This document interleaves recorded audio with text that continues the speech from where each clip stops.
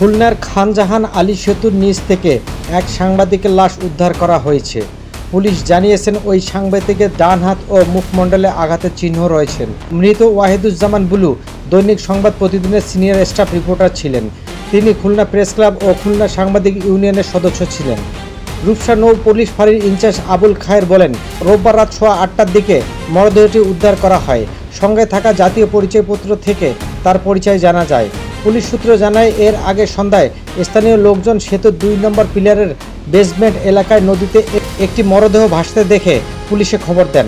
পরে লবণচড়া ফাঁড়ির সদস্যরা সেখানে গিয়ে নৌ পুলিশকে খবর দেন। এরপর নৌ পুলিশ মরদেহ উদ্ধার করে।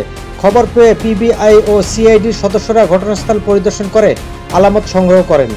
র্যাব, কোস্টগার্ড ও পুলিশের ঊর্ধ্বতম কর্মকর্তারাও সেখানে যান। পুলিশ জানায়, মৃত ওয়াহিদুজ্জামানের পরনে ছিল নীল রঙের গ্যাবার্ডিনের প্যান্ট ও আকাশি কালারের টি শার্ট। রূপসা নৌ পুলিশ ফাঁড়ির ইনচার্জ আবুল খায়ের বলেন, ময়নাতদন্তের জন্য মরদেহটি খুলনা মেডিকেল কলেজ হাসপাতালে পাঠানোর প্রক্রিয়া চলছে। এখন এই মৃত্যুর কারণ সম্পর্কে কিছু বলা যাচ্ছে না।